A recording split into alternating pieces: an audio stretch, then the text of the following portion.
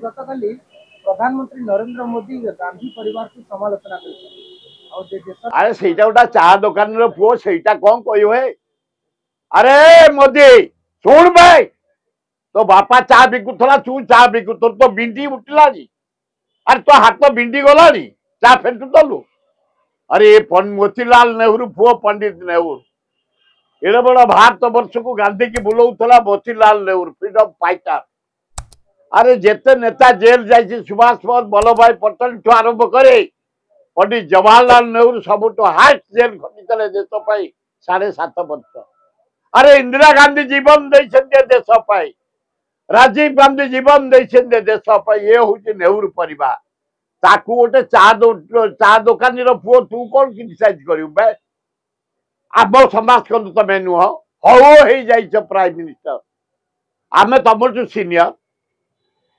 तमें गोटे चा बिकाली पुओ तमें कौन नेहरू परिवार क्रिटिसाइज कर और लाजुक Nehru Pandit Jawaharlal Nehru world best prime minister थे पंडित जवाहरलाल नेहरू वर्ल्ड जड़े बेस्ट प्राइम मिनिस्टर लेडी थे इंदिरा गांधी वर्ल्ड जड़े यंग प्राइम मिनिस्टर थे राजीव गांधी तेणु क्या तुलना कर समय पूरी